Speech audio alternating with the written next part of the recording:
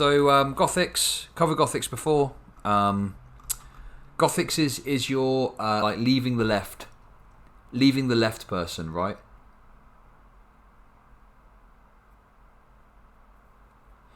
But in reality, Gothix was like a kind of like a Democrat liberal type character, from what I can ascertain of the content I've watched of them. I don't know for sure, obviously. I don't know for sure, but like that seems to be the vibe that I get. More accurate with these people is normally this is why I'm leaving the centre. Just like generic centre-left perspectives. Like, I don't know. Listen, let's get into the video. So, Gothix has done all these videos. Obviously, like, based on the thumbnail here, it seems like Gothix really enjoyed Tom McDonald's fake woke video, which we watched on stream the other day, which was quite interesting, and there were some spicy jokes made about it. But in any case, you know, that was kind of a dumb video, dumb song. Political correctness doesn't correct anything. Big tech censorship, yada yada yada. All the normal stuff you'd expect. Okay. Wow, they've got a 111k sub. 101. Wait. 111k subs. I said it right the first time. They had like 40k last time I checked. Damn, that's spicy. Okay, let's get into this video anyway. Woke Hollywood. Woke Hollywood. Hey everyone, my name is Gothix, Hey. and today we're going to be discussing representation in woke Hollywood. But before we get into that, I just want to let everyone know that this video is brought to you by Manscaped. Manscaped.com hooked me up with their performance package kit, which includes all kinds of grooming goodies. Let's take a look. I mean, I remember. Oh god. Okay. Gothix was talking about how before, like, oh, I've not done this for the money, blah blah blah, and that might be the case. But like, clearly, this extra attention is bringing in some stuff. Anyway, listen. Forget about Manscaped. Okay, we're talking about Chudscaped right now, and what I mean by that is my monetization has been shaved off my YouTube channel. So if you want to support what I do, you can do so in a few ways. You can drop me some dollars there. You can do sub bits on here, obviously. Also, I'm going to be shilling my Patreon a lot more now. Patreon's a really great way to just chuck a buck my way each month. Helps support the channel, helps support what I do. You know, if you watch a lot of my content, I think just chucking $1 my way is probably quite a good value way of, you know, showing the love. So if you want to chuck anything my way, it would be appreciated. Okay. And yeah, that's it. Hopefully we will get through this. I'll either get remonetized in 30 days, or if I don't, well, we'll see what happens. Okay. Try to prove the more hair, the more you care. Anyways, let's have it finished yet. Manscaped.com today, and you'll get 20% off plus free international shipping when I think you it's use finished promo now. code Gothix20. Your balls and your body, and perhaps your coochie, will thank you for Oh my it. God. Representation, by Here we go. definition, is pretty much the act of having your image or likeness represented. So, for example, seeing another black woman in my favorite TV series would qualify as representation for me because she represents me as a black woman. On the surface, this seems like a good concept, but personally, I find a lot of problems can arise from advocating for something like this. Just to be clear, I have no problems with diversity. However, I believe that it's something that should come naturally and not by way of angry Twitter mob or performative act. But the problem you've got is there's no such thing as like naturally, right? Like these structures and these systems are set up in such a way that it will be the same types of people that come to the forefront, right? Do you see what I mean? Yeah, naturally doesn't really mean anything in this context. These things aren't natural. Like, the Hollywood isn't natural. Do you know what I mean? The TV industry isn't natural. It's something that's been constructed and created over a period of time. Right? Hollywood was naturally all white for decades. Yeah, exactly. Why does she think that Hollywood was so, like, you know, overwhelmed with white actors for so long, despite the diversity that exists in America? You know, it's like, if a system has been set up in a certain way, you need to change it in order to change a different thing, right? Like, that makes kind of sense to me. Like, you know, I think that it is, there's some, like, listen. Yeah, I don't think it. I don't think it furthers the cause of leftism per se, like, you know, worker solidarity, yada yada yada. I'm not sure it really furthers that, but I do definitely think that, like, representation can mean something to people, and that's fine. It doesn't have to be like super lefty or whatever.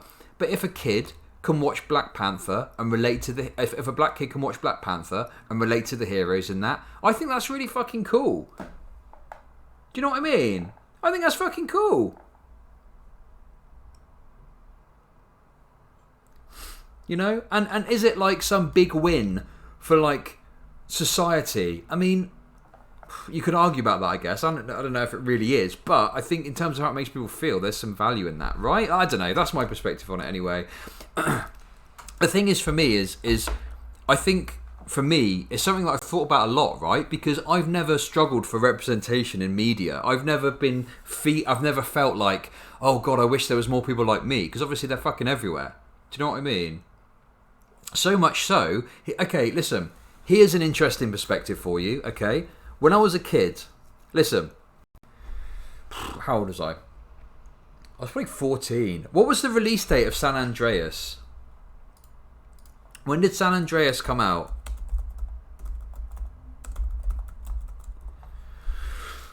2004. So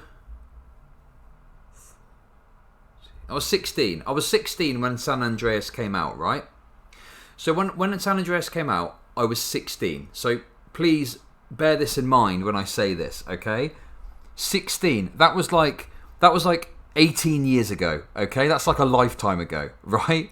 A short lifetime ago. When San Andreas came out and I played it for the first time, I felt a bit weird about playing a black guy. I felt a bit weird about it.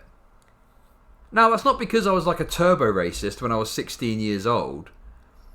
The reason was because I was so used to playing white characters literally all of the time, constantly, endlessly. I would play white characters, yeah? The fact that there was now this game where I was playing a black character, it was weird for me. Do you know what I mean? And it's because I was, we spoke about it on stream the other day. There was people that was annoyed about it back then. And it's like, but that doesn't make any sense, right? Like, every single game, I get to play as a white person, and now I'm annoyed I have to play as a black person. And it's like, you know, imagine the inverse of that. Imagine if you're black or a woman or whatever the case may be, whatever identity you've got, and you're forced to play as this, like, generic heroic white guy every single time. Well, you're just used to that. Do you know what I mean? And you just kind of accept it. But yeah, the fact that I was forced to play as someone that I didn't identify with initially was like, damn, this is fucking weird. So I think if you look at it on those terms, you can understand why, you know, for some people, it means a lot to have some representation, and that's fair enough. There's nothing wrong with that, you know? Make sense? You with me? So for today's video, I thought it would be cool to go over the most common arguments that I hear in favor of representation and provide my rebuttals for each of those arguments. My hope is at the end of this video, you'll have a better understanding of why some people object to this concept rather than chalking up their opposition to being racist, sexist, or homophobic, which seems to be the go-to explanation these days. If you're familiar with my channel, you've probably heard me talk about how I was canceled for my opinions regarding The Little Mermaid. Just to catch you up to speed, Disney announced that the pale-skinned, red-haired fictional fish would be portrayed by a black actress in the live-action reboot. Oh my As God. someone who grew up loving the movie, I wasn't particularly happy with Disney's decision to race bend, aka tokenize a pre-existing character. And of course, when I was honest regarding my opinion on this, Black Twitter wasted no time labeling me as anti-black because of my problematic views. So here's the first argument that I typically hear in favor of these types of changes. I want my black daughter to grow up seeing a hero that looks like her in the movies. Okay, so I'm not a parent, although I do plan on having kids at some point. And no, YouTube, no, I am not taking applications, thank you, but I have that covered. That being said, when I do have kids, I'd hope that they would see me, their mother, as a hero, rather than seeking out a fictional character to be their hero. It's my responsibility to raise my future child and teach them to be strong and encourage them to be great. I don't believe it's a mermaid's job to do that. The other problem that I have with an argument like this is that Okay. In terms of like this discussion and stuff, right? This focus on the fictional characters, it's just my eyes glaze over. Like, oh my fucking god! Like, seriously, there's so much fucking media where this is what I'm saying. This is the same shit. This is the same fucking shit as when fucking I at 16 was like, oh damn, I've got to play as a black guy. That's fucking weird. I don't like that. You know, what about the fucking inverse of that? Like, it boggles my mind that people fucking, oh, it really pisses me off. It really pisses me off. It really pisses me off. And like, it's yeah, I know. It's so silly. It's so silly. This is the equivalent. You know, it's funny to me that like I'm sat here thinking, damn, this was what I was like at 16. Do you know what I mean? This is what I was thinking when I was 16. Fuck me. Some people haven't progressed past the 16-year-old mindset.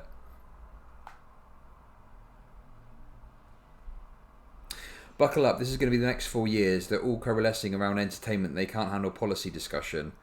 Well, yeah, that's a really yeah. Yeah. I do think that like this is going to be. You think this is going to be it? Because this is the interesting thing, right? Are these channels going to go to like hardcore Biden criticism, or are they just going to move more into the culture war stuff? The culture will get some views, right? Some people will grow up. They just get old. It boggles my mind. You know, I think it's because people are spoiled. Does it not make you more forgiving with these people to know that you had stupid takes when you were younger? Yeah, when I was 16, and you know, I don't know. It's not about being forgiving. It's just like, I don't know. I'm just sat here thinking like, how can you care so much about this? Like, I don't know. The reason they're involved in the culture war is because of Andrew Breitbart. I honestly think Andrew Breitbart had a significant impact that we don't really always discuss, you know. But you know, his idea that politics is downstream from culture. You look around at the right at the moment, and it's everywhere. Everywhere they're talking about culture shit. You know, like I would honestly say that like the Daily Wire getting distribution rights for that fucking gun film, shooty schooly, whatever it's called, run hide fight. I honestly think, you know, that is like the conclusion of like what Andrew Breitbart said. I mean, yeah, I know there's been a culture war forever, but what I mean is like now more than ever, there's this concerted focus on owning the culture war discussion. Do you know what I mean? Like more so than ever before, I'd say. Anyway, let's continue. having a person represent you solely based on skin color is just that, skin color. Do I relate to every black person I meet? Of course not, because if I did, I'd never be called an Uncle Tom or anti-black to begin with. Black people are not a monolith, and we don't all think and behave in the same way. So something as far as representation, I find, puts a focus on a person's skin color rather than what personality or what values and ambitions that person has. I can't change the fact that I was born black, so if I were to remove that attribute about me, what else would I have to offer? This is why I've never had a problem relating to a character in Hollywood, because naturally I relate to others on the basis of my interest or my personality. The other argument that I have against tokenizing an existing character is the nostalgia aspect. From a business standpoint, making changes like this has been known to upset the existing fan base for several reasons. So when Hollywood announced this change, I couldn't help but feel like this was a cash grab. I had What's this? It's classic false consciousness. The right know their policy proposals are indefensible and unpopular, so they'll attempt to distract normies with the culture war. I'm quite impressed, though, by how they're maintaining careers, spurting the same shit over and over and over and over and over again. I mean, yeah, it's, you know, it's impressive, isn't it? And you're right, it is absolutely false consciousness, because here's the thing, right? And this is what I think this is why people got confused. This one person that messaged me got my position wrong, and it's not their fault for getting it wrong. It's my fault for not explaining it properly. But like the skin color of Ariel in a film, whilst I think that like it's a nice to have type thing, like the debate and discussion over that really won't have significant enough material changes to your material circumstances to really make any difference. And certainly it won't help you see your true position in society. Certainly it won't help you see how fucked you really are. But if you're sat there arguing about, it's like this is like an evolution of like the reality TV stuff, right? People concerned about 10 fucking idiots locked in a house and what they get up to for 7 weeks. And it's like, in reality, what does that really matter? And it's fine to engage with this stuff as long as you're critical and when you do so. But when it becomes your political existence, that's when it's a problem, right?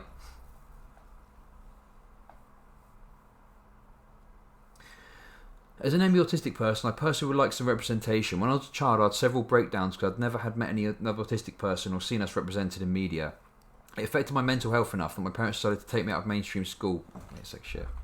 Made me out of school for 2 years and send me to a specialist semi-democracy structured school on scholarship, best year of medication. Yeah, that's a really good point, actually, Iron Mage, right? And I would say, in fact, just to be clear, even clearer, I'd say it like this. The reason, like, having good representation is worth it is because of stories like yours, right?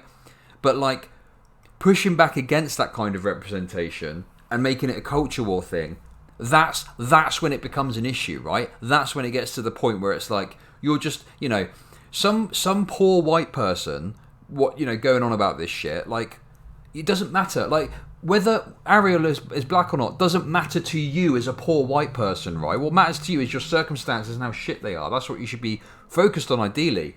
Not this debate, right? You see what I mean? Does that make sense? Hopefully that makes sense. Anyway, sorry, let's continue the video. Let's get through this. Come on. Exact criticism for something like Brandy's Cinderella. As a kid, I couldn't help but wonder why Cinderella had a pretty intense tan all of a sudden. Not a terrible movie, but again, I thought that it was just a cash grab. What I've noticed is that these types of race-bending reboots don't tend to do very well as the original because of the nostalgia aspect that I'm talking about. And what about the white folks who already feel represented by Ariel or Cinderella on the basis of skin color? Does representation matter only when it applies to you? And I know what you're going to say about this. Well, white people don't need to be represented because they're already in so many movies. That's true. Exactly. There are so many movies. So why wouldn't Hollywood make a new movie instead of relying on a reskin? Because they want to make money. Obviously, it's fucking obvious, isn't it? Like, yes, multiple things can be true at once, right? It's not like a fucking dichotomy. If it either has to be, this is a Hollywood cash grab, or this can be good representation. It could be both. Like, obviously fucking corporations don't give a shit about this. They're commodifying and recuperating this shit. They're commodifying the desire for representation for their own ends and their own benefits. Like, yeah, of course. I hate this way that it's like, oh, because there's fucking big companies. It's so stupid.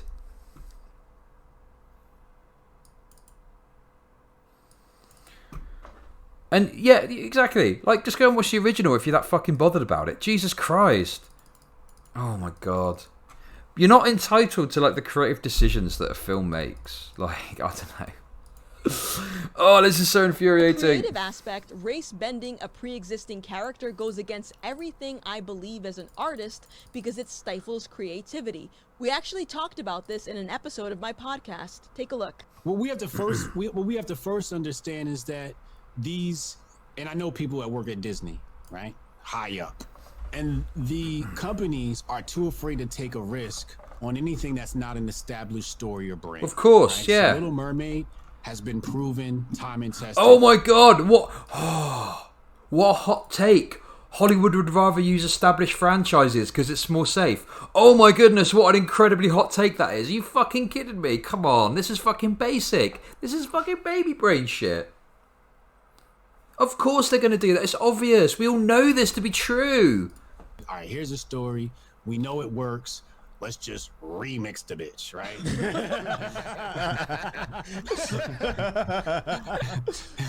And that's what these content conglomerates do. They just remix some shit, and just spit it back out. It's this conflation of criticism of corporations for being money grabbing. Like, okay, people do understand, right, that like a corporation a massive conglomerate corporation can do something for their own benefit and for their own minds, but it still can have a positive output for the world, right? Like, for example, right? Let me give you an example of this, okay? Amazon, right, in their desire to be market leaders, have got one of the most efficient, effective delivery organizations ever conceived of, right? You cannot deny that Amazon is a fucking market leader when it comes to their distribution service. Their fucking delivery service is incredible. Now, why have they done that? They've done that because they want to be a market leader. They've done that because they want to be the tip of the top. They've done that because they want money. All that fucking bad shit, right? Now, I don't like fucking Amazon. Well, can I say that? I think I can. Amazon, okay, you can have your criticisms of Amazon, okay? But the fact that they've got such an efficient distribution network, for its faults, for its flaws, for its worker problems, whatever you want to criticize for it, guess what? It means disabled people have got access to products really fucking quick, which is a good thing. Like, I think we can all agree that a disabled person being able to access products they need within a day is an overall good thing in society, right? So just because a corporation is acting in its own self-interest doesn't mean that it's impossible for the output to have some sort of positive impact or influence somewhere. Do you see what I mean? And this idea that just because a corporation is acting in its own self-interest, you know, it's like, oh, there's no, it's almost like they're saying nothing good can come from it, right? Like, oh, but they're only doing this for their own self-interest. Right? And this isn't me going fucking pro-corporate. I fucking, you know, obviously, I'm a fucking like leftist. I fucking don't like fucking big companies, corporations and shit like that. But again, it's about recognising the truth of something, you know? And the same could be said here.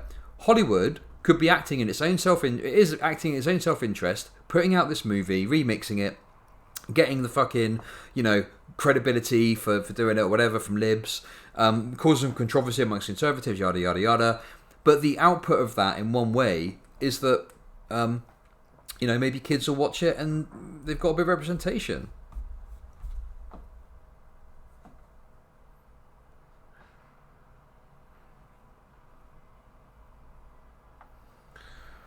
You see what I mean?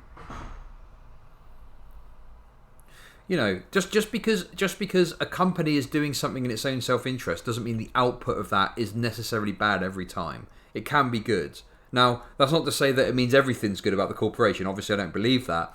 But it's just about, you know, recognizing that, right? Do you see what I mean? Do you agree with me? Hopefully you agree with me. I think I'm making sense. I don't think I'm fucking defending Megacorps at the moment. But if you're an idiot, maybe you think I am. I don't know. Let's continue. Instead of trying to come up with something new, right? Coming up with a great new story and empowering new content creators and taking a chance on a lot of new content creators and ideas they have. They won't take a chance. They'd rather take the budget and put it behind something that's already proven, which from a business sense, I totally get it. It works. But from a creative perspective, it goes against everything that creatives believe in. You got to understand that. But that's a criticism of Hollywood rather than like this specific decision, no? Like you could apply this to anything in regards to Hollywood, but they hyper focus on the fact that it's because they're making this Black Mermaid thing. Like you're criticizing Hollywood. Like there's loads of stuff. There's loads of different angles you can criticize it for. But here's the thing, right? It's easy to fucking G people up by talking about Black Ariel. That's the fucking thing. That's what's going to get the clicks. When you take that role, the white man giving you leftovers. You know, it's like. It's like after he finished eating and you know you give the bones to the dog, that's y'all. When you know the white man giving you the bones, like, all right, we done finished eating off this Little Mermaid thing here. Yeah, true. Now, sloppy seconds. In addition to this, yeah, is that guy an anti-capitalist? I hope he is. He better be an anti-capitalist or I'm going to be pissed off. Puts race at the forefront of a story, I find that the story tends to lack. Just look at what's happening with the newest season of Batwoman. The fact that DC chose a black woman to replace the actress in the midst of Black Lives Matter is a little sus to me. And regardless if this was or wasn't DC's intent to take advantage of the BLM hype, The ratings don't lie. Of course, I won't fault the actress for this happening, but let's consider why the new season is doing so bad. Like I said earlier, you have the argument of nostalgia. So when Hollywood decides to turn a historically white character to a black character, it's very likely that the nostalgic fans are going to push back. Remember when Aunt Viv from The Fresh Prince went from this to this?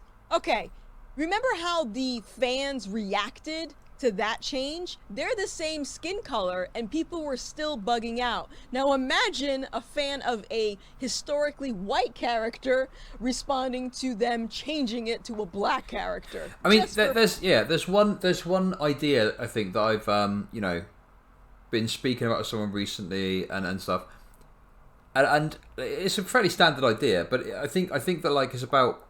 Like, these companies are just reacting predictably to incentives, right? It's like the incentive is, if we do this little weather field, we'll make money. Like this, I don't know. Like, why is... Oh, God, this is so frustrating. I don't feel like I can fucking get my point across. It sounds more like a purist than a fan. I feel like priming the audience to become diehard fans of the new Daily Wire movies because of David against Hollywood's Goliath, then they can just drop propaganda and the critics' score outcry won't matter because they're primed to believe... Yeah, well, we'll see what happens. I'm going to be following this Daily Wire stuff closely to see what they do with the movies and stuff. But yeah, this is just like, I don't know. I don't fucking perspective. The other problem with tokenizing a pre-existing character is that the focus on the person's skin color, image, or gender identity takes away from the story.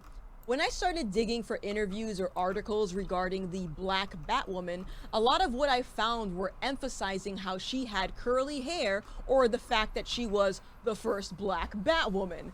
But what about the story? Shouldn't that be the most important part? If all the focus is on how many check boxes can be ticked off for the sake of representation, what happens to the production value? How do these companies intend on keeping their dedicated consumers coming back? Which reminds me of my next point. I find that many people who applaud and push for these types of changes aren't actually comic book consumers. That being said, I think that most people who skip over the comics and go straight to the movies or TV series might not have a problem with the tokenized character because, well, they don't have a point of reference, thus no attachment to that character. Which is kind of like me and the Spider-Man movies, for example. I never read the comics, so I took the movies for what they were. Shoot the box, thanks for the sub. Dick and balls, dick and balls, dick and balls, dick and balls, dick and balls, dick and balls, dick and balls, dick and balls.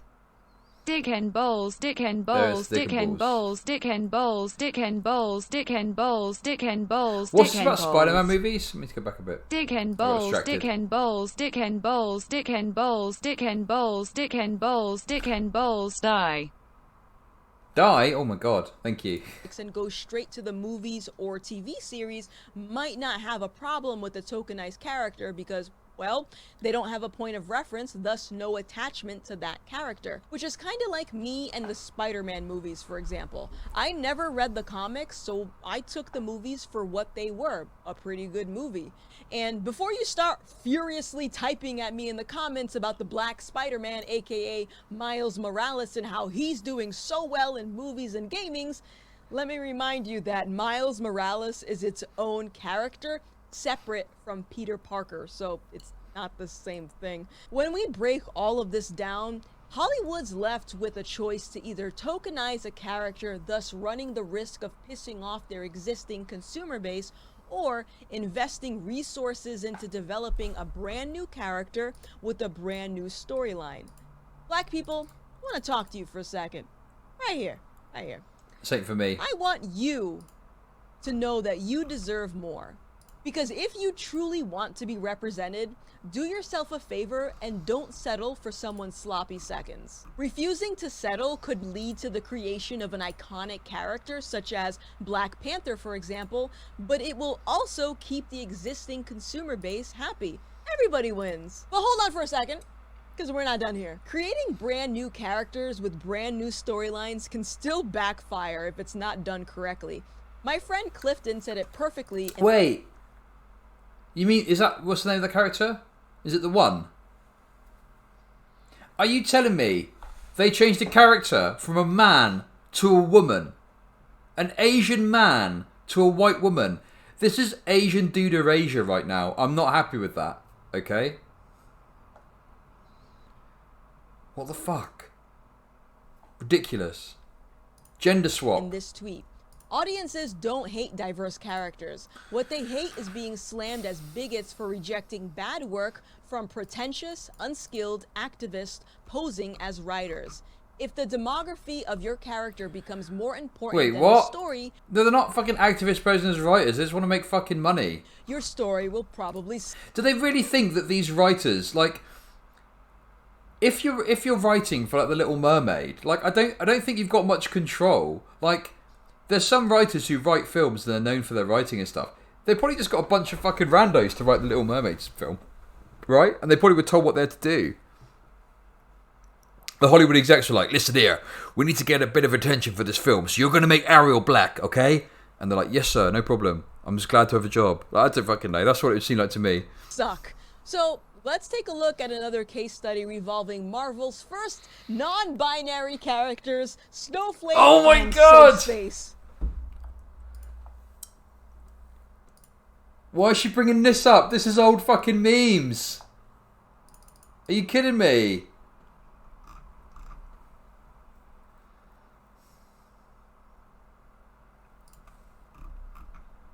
Are you kidding me? Old and cold. Everyone hated those. Literally, I don't think there's anyone that liked those characters.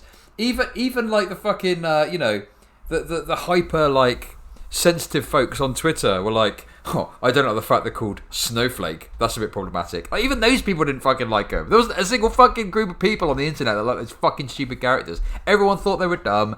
Everyone thought they were stupid. Or they thought that they were offensive or whatever. I don't fucking know. In any case, like, no one fucking liked them. Why would you bring these fucking hated characters up? It's a slap in the face. Yeah, of course it is. Okay, it should go without saying that these characters were not well received. Internet gas! Yeah, oh my god. Who can forget the absolutely classic meme of internet gas? Oh my god, so fucking funny. By the majority. There's a difference between being a non-binary superhero and a superhero that happens to be non-binary. There's a difference between being a black... Yeah, but then if... Okay. But then, okay, this is the annoying thing, right? These people say this. They say things like, oh, there's a difference between and a superhero that happens to be non-binary. If there was a superhero that was announced that happened to be non-binary, it wasn't a massive part of the plot, okay? It wasn't central to their character. They just happened to be a non-binary. They complain about that as well. They fucking would complain the fuck about that, and I know they would, because I've seen them do that shit before. It will be casually mentioned in a little passage somewhere, their gender identity, and they'll fucking hyper-focus on that and be like, oh my god, new woke characters come out. This superhero is non-binary. So that's just fucking lies. That's just lies. Superhero versus a superhero that happens to be black. And this isn't to say that creating an original superhero that happens to be non-binary won't receive criticism, because let's be real, everyone's a critic and you can't make everyone happy. But I'd argue that Hollywood would be able to make most people happy by focusing their resources on original characters backed by experienced writers, not activists. And that's all for today's video. If you enjoyed this, give it a thumbs up and let me know in the comments if you want me to make a second part to this. Perhaps we can do something like representation in the context of the workplace or politics or content creation, something like that. And of course, a huge shout out to my Subscribe Star members for sponsoring another video. My name is Gothix and I will see you in the next one. Bye! There we go.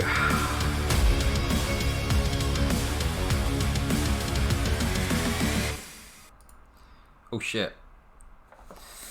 There we go, people. Oh, wrong thing. There we go. What do we think about that? I thought that was pretty cool. Oh, that was pretty cool. I liked it. I liked the video, even though it was annoying. Anyway, listen. There we go.